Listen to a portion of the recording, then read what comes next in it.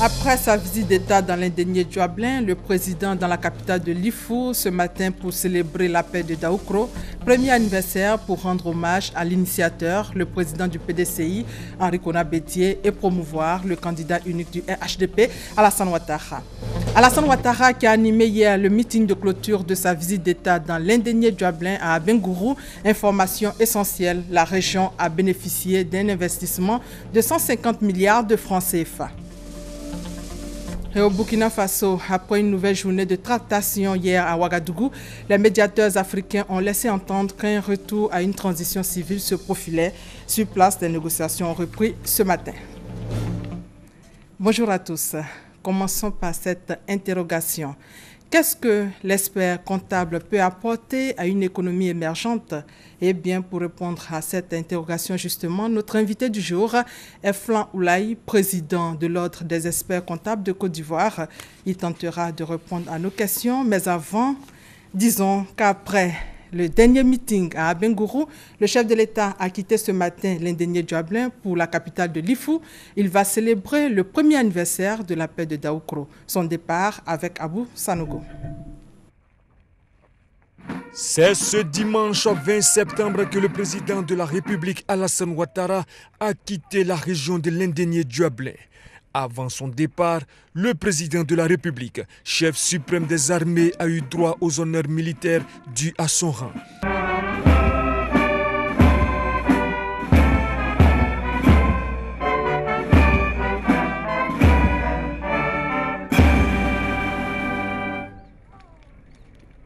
Honneur militaire rendu par la musique de la garde républicaine, le drapeau de l'État et sa garde, 2 pelotons de l'école de gendarmerie d'Abidjan et 3 sections de l'école nationale des sous-officiers d'active aux ordres du commandant Antoine Roger Nebou, commandant en second de l'école nationale des sous-officiers d'active, commandant des troupes.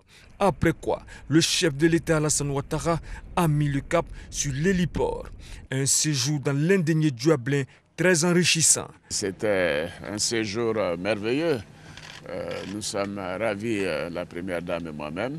Nous avons été ravis d'avoir tant d'attachement, de chaleur et aussi beaucoup d'honneur avec la réception qui nous a été faite par Sa Majesté, je vais dire à Bangourou et aussi à Niblekro, par leur Majesté. Et je considère que c'était un signe de considération à la République, et Mme Ouattara et moi nous sommes très heureux. Nous partons vraiment ravis de ce séjour. C'est à 9h50 que l'hélicoptère à bord duquel a pris place le couple présidentiel a pris congé de la région de l'indénié Djuablin. Et le président et son épouse sont arrivés donc à Daoukro ce matin. Le couple présidentiel s'est rendu ensuite au domicile du président Henri Konan Bédié. C'est ensemble qu'Alassane Ouattara et Henri Konan Bédié sont arrivés à la place HKB pour la célébration du premier anniversaire de la paix de Daoukro. La paix de Daoukro lancée par le président Bédié et qui désigne le président Alassane Ouattara comme unique candidat du RHDP à l'élection présidentielle de 2015. Et selon le président Alassane Ouattara, l'appel lancé par le président du PDCI RDA a un grand sens. C'est un événement important dans la vie politique de la Côte d'Ivoire. C'est l'occasion de rendre un hommage au président Henri Konan Bédié comme homme d'État et homme de paix. Nous vous proposons d'écouter le président Alassane Ouattara. Une grande émotion et un grand plaisir. En fait, on aurait dû avoir cette cérémonie hier, mais comme vous le savez, nous étions à Bangourou pour la fin de notre visite d'État. Et là, nous sommes ici aujourd'hui, le 20 septembre, pour le premier anniversaire de l'appel de Daoukro. Comme vous l'avez dit, c'était un appel solennel, important, lancé ici même il y a 1 an pour la candidature unique, donc du candidat du RHDP. C'était un grand moment et je me réjouis de cette opportunité de participer à l'anniversaire. Ce sera l'occasion de rendre hommage au président Henri Konan Bédié pour son sens élevé de l'État, des responsabilités, son amour pour la patrie et aussi sa détermination de construire une Côte d'Ivoire rassemblée, une Côte d'Ivoire telle que le président Houphouët nous l'avait laissé et avait espéré. Voilà, c'était là le président depuis la région de Lifou pour le premier anniversaire de la paix de Daoukro. Ce soir, le compte-rendu complet de Jérôme Kofi Aboulin. Le président Alassane Ouattara, qui avant le déplacement de Daoukro, a animé son dernier meeting dans la région de l'Indénié-Djuablin hier. Le président a indiqué que la région de l'Indénié-Djuablin a bénéficié d'un investissement de 150 milliards de francs CFA. Jérôme Kofi Aboulin. Enfin, le grand jour pour Abengourou ce samedi 19 septembre 2015, parce que le président de la République, Alassane Ouattara, est là pour boucler son séjour dans le cadre de sa visite d'État dans la région. Là aussi, pour l'accueillir, les populations du 10 départements rassemblées en grand nombre au stade Henri-Konan Bédié. Par leur mobilisation, ces populations entendent dire « Président Ado, plus que jamais, nous comptons sur vous pour le développement assuré de la Côte d'Ivoire.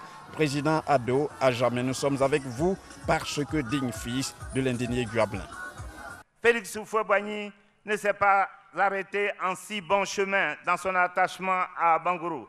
Il y prit racine en y laissant une partie de lui-même par son mariage civil et religieux avec Mami Kadi, fille et reine-mère du royaume d'Énien.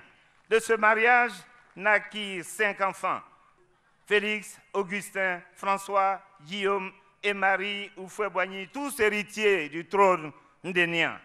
Excellence, Monsieur le Président de la République, je voudrais vous dire que le président Henri-Konan Bédié est le 6e enfant de Mami Kadi. Vous, Monsieur le Président, vous êtes le 7e enfant de Mami Kadi. Excellence, Monsieur le Président de la République, vous avez le soutien du peuple souverain. Vous avez le soutien du peuple ndénien. Nous mettrons tout en œuvre pour assurer votre 2e mandat.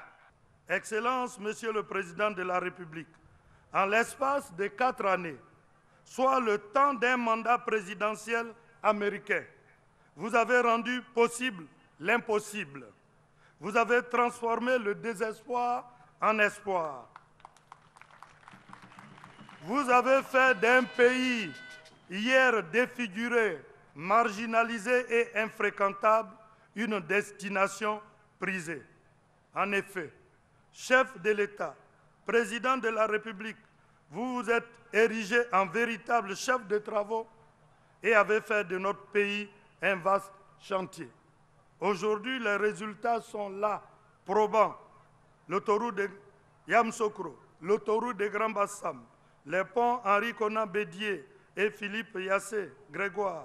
Et comme en pareille circonstance, on se fait des cadeaux, les populations d'Abengourou ont offert au président Alassane Ouattara ainsi qu'à son épouse Dominique Ouattara des vivres et non-vivres composés essentiellement de symboles de royauté.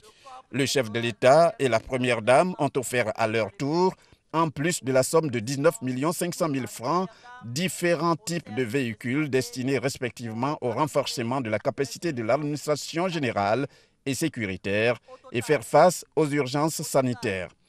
Avant de livrer son message tant attendu, le président de la République a tenu à rendre un hommage appuyé aux rois de l'Indénié et du Djuablin et à travers eux ceux des autres régions de la Côte d'Ivoire pour leur implication dans la restauration de la paix sur le sol ivoirien. Je voudrais profiter de ma présence ici dans le royaume pour rendre un hommage à tous les rois et chefs traditionnels de notre beau pays. Je sais que votre rôle est primordial. Oui, le rôle que vous jouez en faveur de la paix, de la réconciliation, et la crise que nous avons traversée l'a bien démontré. Grâce à vous, la cohésion sociale est revenue et la Côte d'Ivoire est en paix. Et je sais à quel point vous vous impliquez, que ce soit au niveau du royaume, au niveau des chefs de canton, des chefs de village, et votre rôle a été déterminant pour le retour de la paix dans notre beau pays. Je sais vos actions inlassables afin que le vivre ensemble soit une réalité dans notre pays.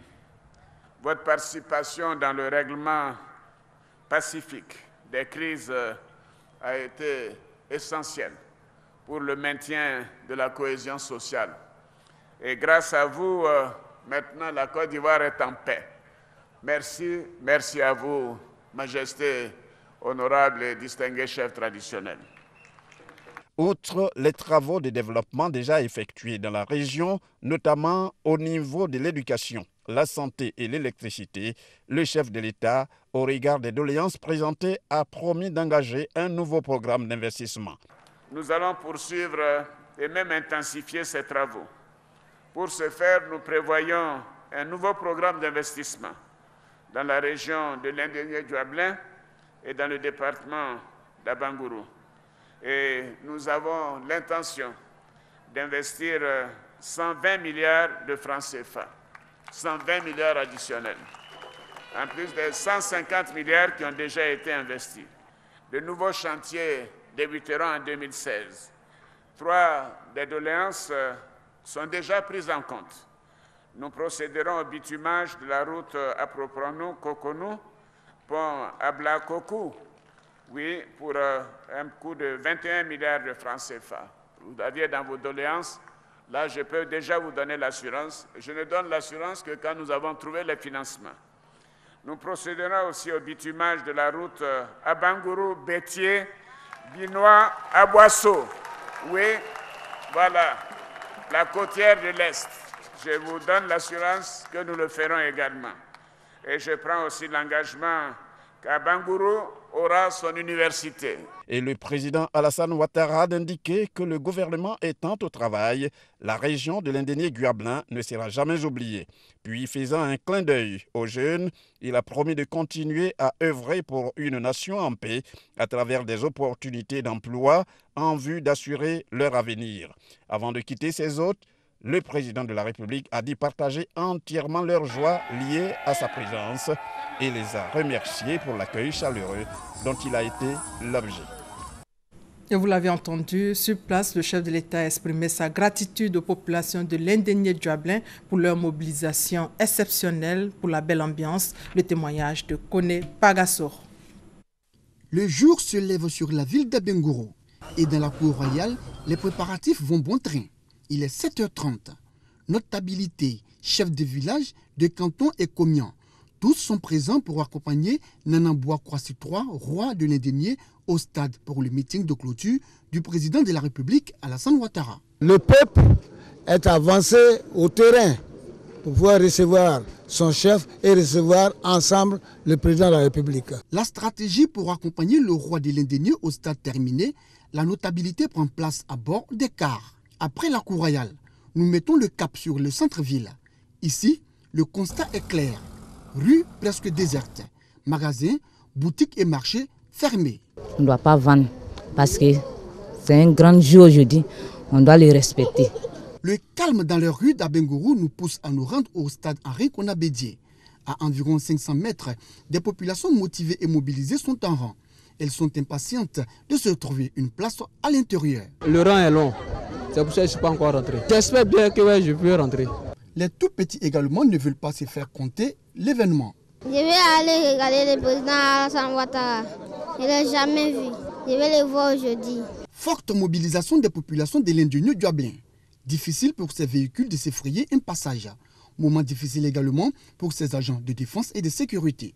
Certains jeunes désespérés de se trouver une place dans l'enceinte préfèrent écouter le message de l'illustre hôte à partir de cette clôture. À l'entrée du stade, les populations sont soumises à un contrôle strict. Elles se font par la suite désinfecter les mains. L'accès au stade réussi, leur joie est grande. Je vais voir le président et puis sa femme. En tout cas, on est dans le rang il y a un peu longtemps. Donc je suis rentrée vraiment, ça me fait plaisir. Toujours à l'intérieur du stade, des jeunes volontaires s'activent à servir de l'eau et du chocolat. Plus de place sous les bâches. Jeunes, femmes et personnes âgées, arrêtés ou assis à même le sol derrière les bâches, sont heureux et soulagés par la présence de cet écran géant. Pour le président, je suis à terre, mais ça me dirait, je suis très contente. Une joie partagée par les filles et fils de la région, mais aussi par les ressortissants d'autres communautés. Par rapport à l'arrivée du président dans la région de l'Indénié-Djuablin, c'est une fierté pour moi et puis pour tous ceux qui sont aujourd'hui sur ce terrain. Aujourd'hui, le président se déplace, il va dans toutes les contrées en Côte d'Ivoire. On se sent véritablement dans la République aujourd'hui en Côte d'Ivoire et c'est fabuleux. Dans la main courante, En attendant l'arrivée du président de la République, les populations sont en pleine communion avec les artistes chanteurs. Elles font montre de leur talent et de leur savoir-faire de danseurs.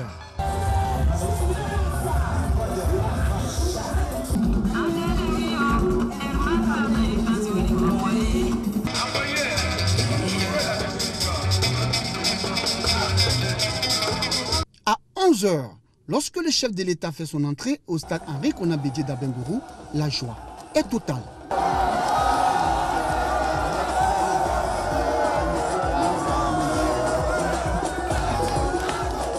Forte mobilisation pour le meeting, le chef de l'État a délivré un message de paix, de rassemblement, de cohésion sociale, mais également de développement et surtout d'espoir. Voyons ensemble d'autres aspects de cette visite d'État avec Franck Kouadio. En rang discipliné, les populations d'Abengourou prennent d'assaut le stade Henri Konan Bédié. À l'intérieur, ambiance entretenue. On patiente comme on peut. C'est l'occasion de faire un tour en ville, tâter l'atmosphère durant le meeting. Au centre-ville, le secteur du château, Franck Zéan est occupé par la vente de gadgets à l'effigie du président. Certains y trouvent leur compte. Je ne suis pas en pantalon, si c'était en pantalon, je pourrais prendre le t-shirt, mais ils sont en complet, par exemple, je préfère casquette. Dans les rues, certains pressent le pas. J'ai été matin, mais malheureusement mon véhicule était en panne, j'ai amené dépanner. Mais je ne pense pas arriver là parce que déjà il y a beaucoup de monde, on ne pourra pas rentrer. On va suivre ça à la télé.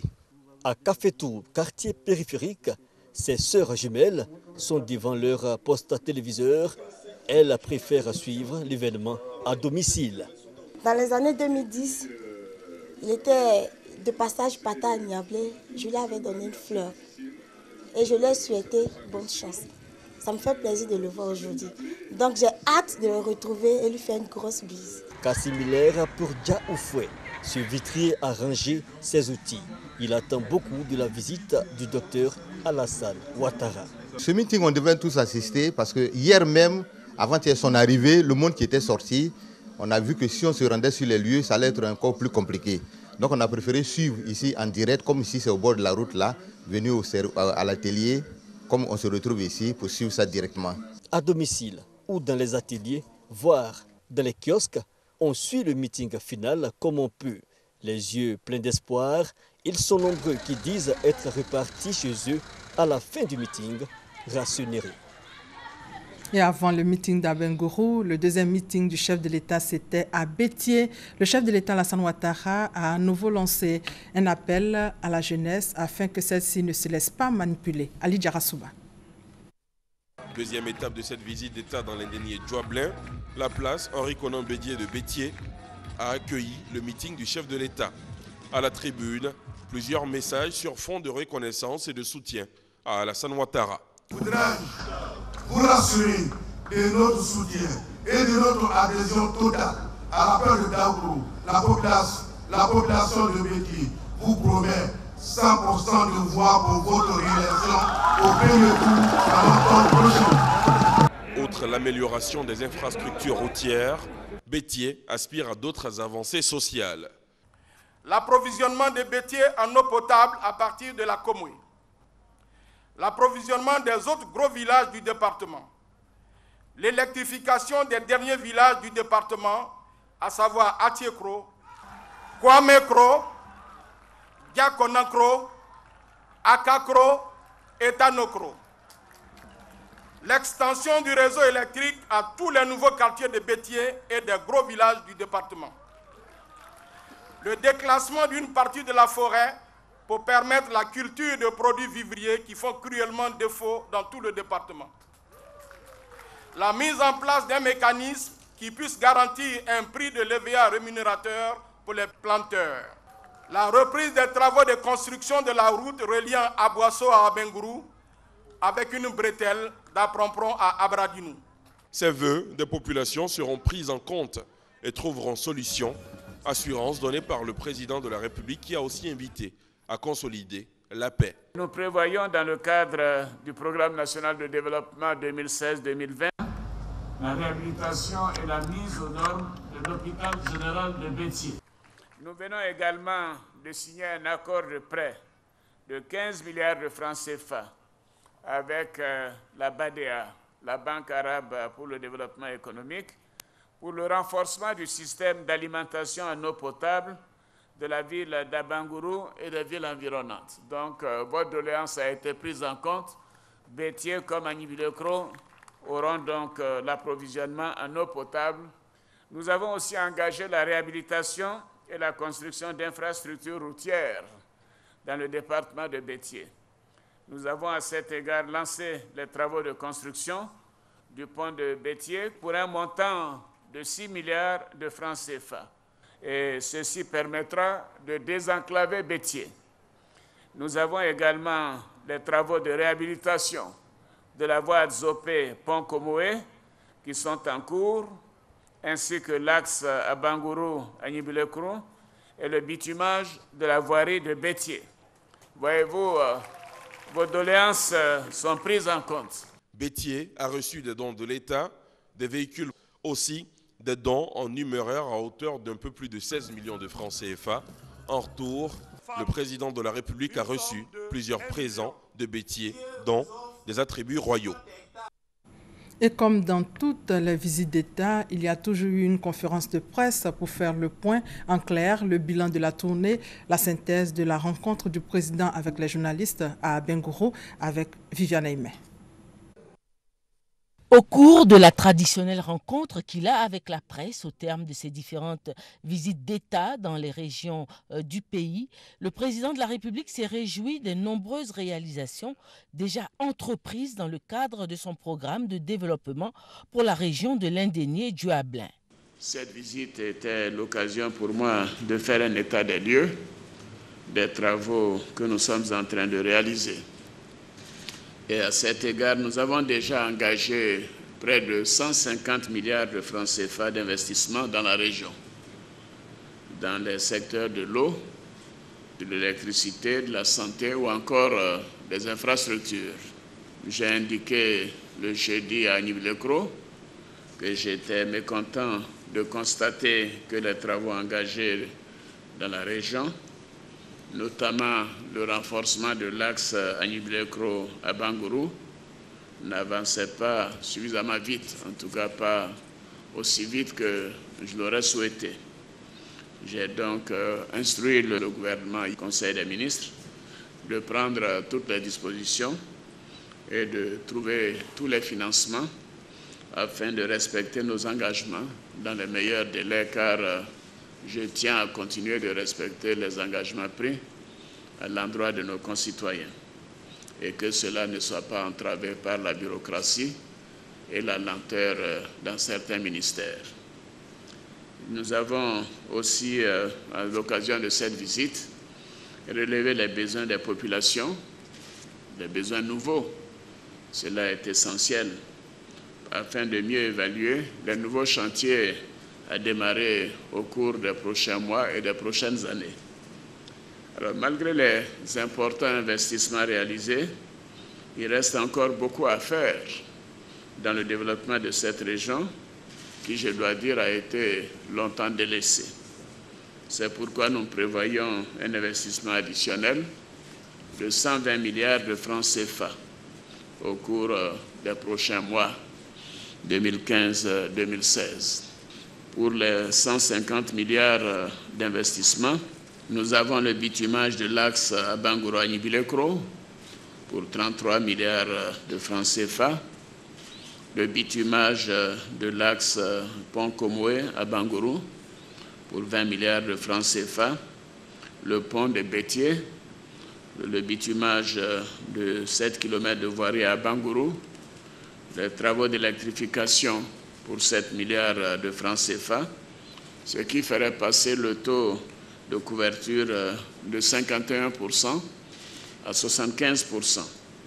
Et ceci est tout de même un taux considérable, une augmentation quasiment de 50% en 4 ans.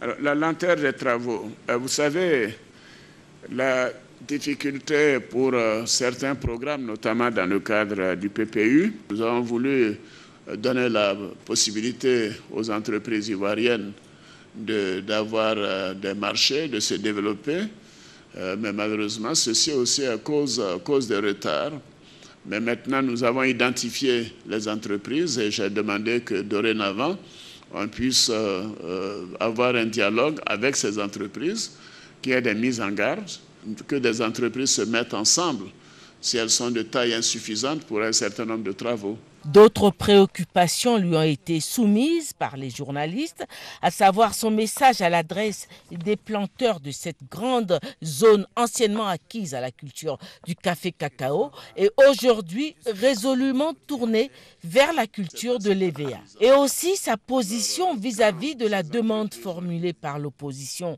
à quelques semaines de l'élection présidentielle d'un dialogue direct avec le président de la République et la situation de crise politique actuelle au Burkina Faso. Le dialogue avec l'opposition continue. Bien évidemment, moi-même, j'aurais souhaité à un moment donné recevoir les partis politiques dans le cadre du groupe de concertation. Mais vous avez tous été témoins de mon programme. Et le Premier ministre Jeannot Ossou fait du très bon travail. Il continuera de recevoir les partis politiques si besoin en était. Et cela n'exclut pas que je puisse le faire si mon calendrier me le permet.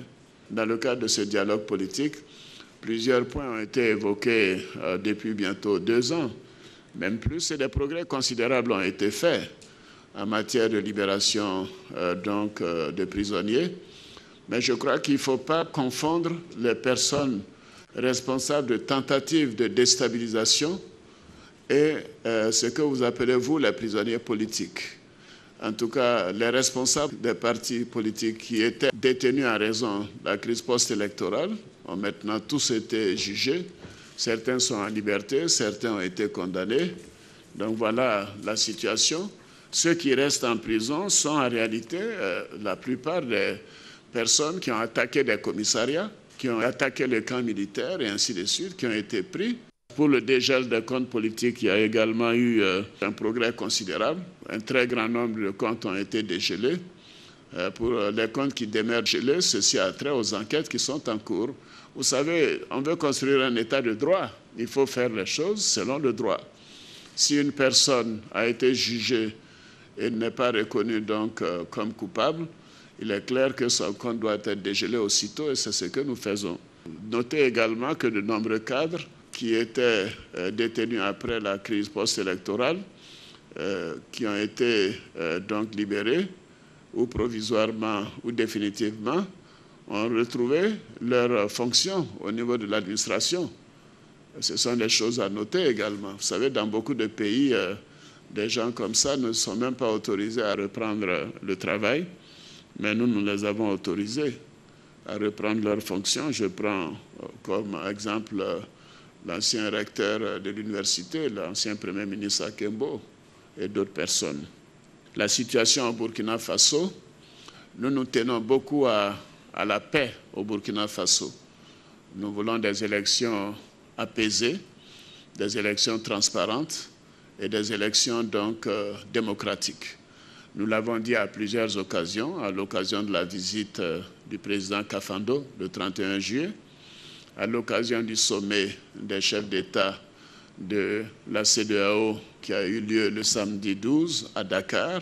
Nous avons toujours eu la même position, que tout doit être fait pour que ces élections soient apaisées.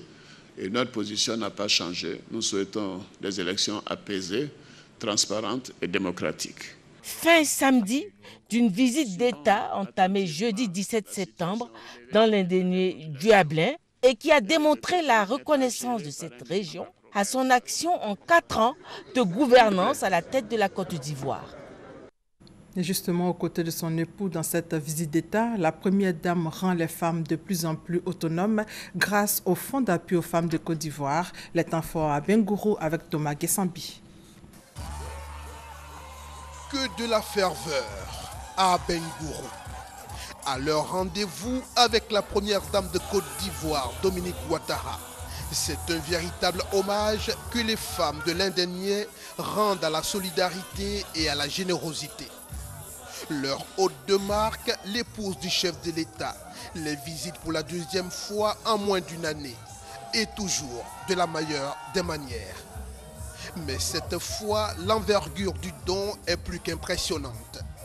170 millions de francs CFA de matériel, De quoi créer des chevrottements dans les voies. Vous avez redonné le sourire et la joie de vivre aux femmes que nous sommes. Merci, Madame la Première Dame. Généreuse dame, bonne dame, femme de cœur. On vous remercie infiniment, Madame la Présidente. Et ce n'est pas tout. L'objet principal de la rencontre, le fonds d'appui aux femmes. Les bénéficiaires n'en reviennent pas. J'ai demandé une somme de 100 000 francs. J'ai suivi la formation et j'ai reçu ce montant. Alors n'hésitez pas, l'occasion est là, proche de vous, saisissez-la. Chers sœurs, je ne dis pas que je suis riche, mais j'ai réussi à avoir mon pain quotidien.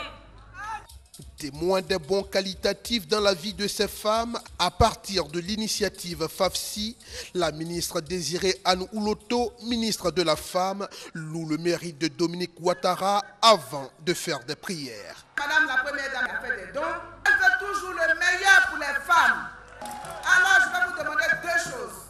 La première, c'est de rester toujours unis et solidaires. Force! Soyez les gardiennes du vivre ensemble de la cohésion sociale ici à Bengourou. C'est de bien gérer les dons qui sont mis à votre disposition pour faire tout simplement honneur à Madame la Première Dame et au Président de la République. En présence de son époux, son principal appui, le président de la République Alassane Ouattara. Dominique Ouattara peut annoncer des chiffres qui feront toute la différence. Chères sœurs, aujourd'hui nous sommes à Bengourou afin de mettre à votre disposition une enveloppe complémentaire de 100 millions de francs CFA, en plus des 132 millions déjà reçus pour aider davantage de femmes. Cela constitue un montant de 232 millions de francs CFA pour le département d'Abengourou et un financement global de 500 millions de francs CFA pour la région de l'Indéné-Duablin. Mes chères sœurs, je sais que grâce à ces crédits, vous mènerez à bien les activités que vous avez présentées afin d'en tirer le meilleur bénéfice. Je suis également venue soutenir vos efforts et vos initiatives de développement avec les dons qui viennent de vous être énumérés. Je sais que vous en ferez bon usage. Sachez que vous avez tout mon soutien et que vous pourrez toujours compter sur moi pour vous aider à aller de l'avant. Avec un montant d'1 milliard de francs CFA au démarrage, le FAFSI est doté aujourd'hui d'un capital de 8 milliards de francs CFA. Une majoration qui a permis le financement de 100 000 micro-projets à travers tout le pays pour le bonheur de 100 000 familles. Rappelons que la visite d'État dans l'Indénié-Duablin a pris fin hier et depuis ce matin, le couple présidentiel est dans l'Ifou pour célébrer le premier anniversaire de l'appel de Daoukro. La mairie de Tabou lutte contre la pauvreté. Elle vient de faire don de matériel agricole et d'une subvention aux femmes et aux jeunes. Blé Bamba et Thérèse Tapeyoboué. Ce sont au total 20 broyeuses, 20 presseuses, un congélateur et une enveloppe, le tout d'un montant de plus de 3 millions de francs qui ont été remis aux femmes de la commune de Tabou par le maire de la localité Julien Clébé.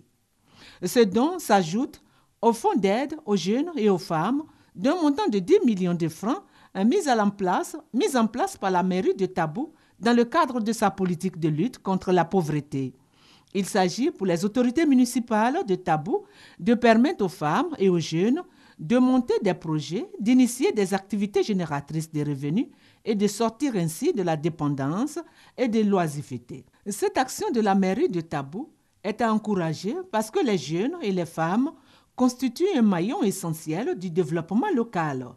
Il leur a par ailleurs conseillé d'œuvrer pour le renforcement de la paix et de la cohésion sociale, essentielle pour un développement durable. Puis les jeunes, les femmes et toute la population de Tabou ont été invités à œuvrer pour des élections paisibles, sans violence, dans un esprit convivial et fraternel. Cette troisième session ordinaire du conseil municipal de Tabou a été marquée par des manifestations sportives qui ont occupé sainement pendant ces vacances la jeunesse de la commune de Tabou. Autre actualité, autre sujet hors de nos frontières. La journée de ce dimanche s'annonce décisive pour le Burkina Faso. Samedi soir, après une longue journée de discussion, le président béninois Boni Yayi, médiateur dans la crise burkinabé, et son homologue sénégalais Macky Sall ont promis une bonne nouvelle pour le lendemain. Face aux journalistes, les médiateurs africains ont laissé entendre qu'un retour à une transition civile se profilait. Beaucoup de questions restent toutefois en suspens. Les négociations ont repris sur place ce matin. Et comme nous sommes dimanche, un mot de religion, la jeunesse de l'église messianique prie pour la paix en Côte d'Ivoire. À l'occasion d'un culte d'action de grâce, les fidèles ont été appelés à l'unité. L'église a invité également les Ivoiriens à prôner le pardon à la veille des élections en Côte d'Ivoire. Vous vous souvenez, le 11 septembre dernier, une grue a chuté à la Mecque lors du Hajj, bilan plus de 100 morts et de nombreux blessés. Aucune victime parmi les 4197 Ivoiriens. La Direction générale des cultes rassure les populations dans ce reportage de Konaté Moussa. Une grue est tombée sur une partie de la grande mosquée de la Mecque le 11 septembre dernier. Bilan, plus de 100 morts et de nombreux blessés. Du côté des pèlerins de Côte d'Ivoire, aucune victime enregistrée. La Direction générale des cultes rassure. Heureusement pour la Côte d'Ivoire, aucun pèlerin ivoirien parmi les victimes, ni mort, ni blessé. Nous pouvons nous en réjouir, mais en même temps, prier le Tout-Puissant qu'il ait pitié de l'âme des pèlerins, en tout cas qui sont décédés, qui ne sont pas ivoiriens, mais qui sont décédés. En attendant la fin du Hajj, le directeur général des cultes se réjouit déjà du bon déroulement du pèlerinage malgré quelques difficultés. C'est pour nous le lieu de remercier et de féliciter très sincèrement, au nom de Monsieur le ministre d'État, ministre de l'Intérieur et de la Sécurité, l'ambassade du Royaume d'Arabie Saoudite près la République de Côte d'Ivoire, particulièrement son service consulaire, les services techniques du consulat de Côte d'Ivoire à Djeddah. 4197 pèlerins sont en ce moment en Terre Sainte pour accomplir le Hajj, 5e pilier de l'islam. Leur retour est prévu du 29 septembre au 7 octobre 2015.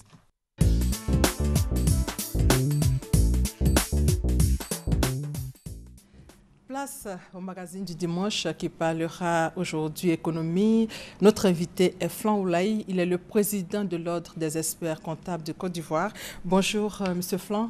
Madame, bonjour. Première préoccupation, qu'est-ce qu'un expert comptable? Alors, Madame, je répondrai à cette question en vous disant que toutes les activités économiques qui sont entreprises par un pays doivent être basées et chiffrées par des comptes qui sont établis par les comptables. Et les experts comptables sont ceux-là même qui vérifient ces comptes, qui les valident et qui en attestent la régularité et la sincérité pour que ces comptes soient des comptes acceptés au plan national et au plan international. Et justement, autre préoccupation, depuis combien de temps existe l'Ordre des experts comptables en Côte d'Ivoire? Alors, les comptables et les experts comptables ont toujours existé en Côte d'Ivoire. Mais de façon légale, notre Ordre des experts comptables a été créé en 1992 et notre premier tableau a été mis en place en 1994. Mais avant de continuer, nous allons d'abord suivre ce reportage de Sita Soro qui explique comment l'Ordre des experts comptables de Côte d'Ivoire entend participer au développement économique du pays. Regardez. La Côte d'Ivoire a besoin d'informations financières et de statistiques disponibles et fiables pour son développement économique. Ces mots sont de l'Ordre des experts comptables de Côte d'Ivoire qui ambitionne à porter sa pierre à l'édifice. Ce développement, selon lui, passe par la fiabilisation de l'information financière et l'application des dispositifs de bonne gouvernance instaurés par le gouvernement. Toujours selon l'ordre, l'information financière doit également être accessible à tout citoyen, et cela de la simple ménagère à la grande société de production ou de distribution, en passant par le paysan, l'entrepreneur, l'homme d'affaires et la PME. À cet effet, l'apport des experts comptables sera de mettre à la disposition des investisseurs et des dirigeants des éléments chiffrés pour faciliter leur mobilisation. Également, créer la confiance chez les potentiels investisseurs et promouvoir la bonne gestion des ressources disponibles et des entreprises. L'Ordre des experts comptables de Côte d'Ivoire entend ici prendre sa place dans le développement de l'économie ivoirienne, être au cœur de toutes ces activités économiques. Notre reporter Sita Soro l'a dit, mais de façon plus claire, comment comptez-vous contribuer au développement du pays? Alors, je vous donnerai quelques exemples. D'accord. Lorsque Madame la ministre de l'Économie et des Finances est rendue à Londres pour vendre la BRVM, nous avons été invités à accompagner Madame la ministre pour démontrer aux investisseurs étrangers que les chiffres qui viennent de la Côte d'Ivoire sont des chiffres fiables. Ce sont des chiffres qui ont été vérifiés par des experts comptables qui ont appliqué les normes qui sont appliquées au plan international à Paris, à Londres, de façon à montrer que nous sommes des gens crédibles, que nous produisons des chiffres crédibles. Et tout à l'heure, dans le reportage de Sita Soro, selon vous, le développement passe par la mise à disposition des populations, des entreprises et des investisseurs d'une base d'information économique fiable. Pourquoi et comment cela doit-il se faire? Lorsqu'une décision stratégique doit être prise par un ministre, par le président de la République ou par un directeur de société, il a besoin de données, il a besoin de statistiques. Et ces statistiques sont vérifiées, validées par les experts comptables. Parce que lorsque vous donnez des chiffres, des bilans, ces bilans doivent être certifiés par les experts comptables. Une fois que c'est fait, vous êtes certain que ces chiffres sont acceptés au plan international. Et on parle de la Côte d'Ivoire émergente et vous parlez d'économie émergente. D'abord, qu'est-ce qu'une économie émergente? Alors, en tant qu'expert comptable, je parle économie. Vous savez, la Côte d'Ivoire a soumis son système comptable à 2 évaluations. Une première évaluation par la Banque mondiale, une deuxième évaluation par la CNUSED. Tout cela pour démontrer que les chiffres qui viennent de Côte d'Ivoire sont des chiffres qui doivent être acceptés au plan international. Tout cela pour montrer que la pratique comptable en Côte d'Ivoire, les chiffres qui vont être présentés aux bailleurs de fonds sont acceptés. Voilà pourquoi nous parlons effectivement d'économie émergente qui sera basée sur ces chiffres fiables. Est-ce que ce n'est pas parce que vous voulez coller à l'actualité que la Côte d'Ivoire émergente? Absolument pas du tout. Notre rôle de toujours a été celui de faire en sorte que les chiffres soient fiables. Voyez-vous, le SISCOA vient d'être révisé. Le SISCOA a été révisé pour que les chiffres de notre zone économique soient des chiffres comparables. La Côte d'Ivoire est en avance et la Côte d'Ivoire a établi justement les guides pratiques. Et je voudrais dire à ce niveau-là un grand merci au président du CNC. Et quel serait votre rapport à l'économie émergente? Notre rapport serait d'accompagner nos autorités, d'accompagner les chefs d'entreprise, d'accompagner tous les dirigeants, d'accompagner à la maîtrise de la croissance, de faire en sorte que leurs chiffres soient des chiffres acceptés, de leur faire des économies en leur faisant faire des réductions de coûts, de les conseiller dans toutes les décisions qu'ils prennent, de façon à ce que la croissance soit maîtrisée, de façon à ce que leur évolution soit une évolution qui soit maîtrisée et que nous atteignons un taux de croissance qui soit véritablement acceptable. Votre actualité, vous sortez là de l'une de vos assises, les journées de l'expert comptable. Pourquoi des journées? Quel était le thème? L'expert comptable de Côte d'Ivoire appartient à l'IFAC. L'IFAC, c'est l'organisation internationale de tous les experts comptables. Pour y rester, il faut remplir certaines conditions. Et nous avons voulu, à travers ces journées, mettre à la disposition des experts comptables des éléments de formation. La formation continue est l'une de nos priorités. Nous avons également voulu discuter avec nos clients pour comprendre leurs attentes, pour qu'eux-mêmes comprennent nos attentes et qu'ils connaissent les missions qui sont celles qui sont données par les experts comptables, pour que nous ayons à nous entendre sur ce que nous faisons. Quel était le thème de vos assises? Alors, le thème, c'était l'expert comptable face aux attentes de ses clients. Et l'expert comptable face donc aux attentes de ses clients, l'objectif, c'était quoi? Nos missions sont variées. Nos missions sont tellement variées que lorsque l'expert comptable passe dans une entreprise, le chef d'entreprise est convaincu qu'après cela, tout doit aller de façon parfaite. Alors que chaque mission a une finalité. Lorsque vous demandez à un expert comptable de faire un commissariat aux comptes, il a pour objectif de certifier que vos comptes sont réguliers et sincères. Il n'a pas pour objectif, par exemple, de détecter vos fraudes. Il peut effectivement trouver des fraudes, mais ce n'est pas l'objectif de la mission de commissariat aux comptes. Voilà un exemple. Voilà, et le second thème développé, les nouvelles missions et les nouveaux engagements du professionnel comptable au service de l'économie globale. Qu'est-ce que ce thème renferme? Alors, les missions de l'expert comptable ont varié. L'économie a évolué depuis un certain nombre d'années. De nouvelles activités sont nées. Et les référentiels comptables n'ont pas pris en compte, pour certains, les activités qui sont celles d'aujourd'hui. Et la mission de l'expert comptable, qui au départ était une mission d'établissement de comptes, une mission de révision des comptes, évolue progressivement vers une mission de conseil, vers une mission d'accompagnement des dirigeants d'entreprise, vers une mission d'accompagnement de nos autorités. Je donnerai à ce niveau un autre exemple.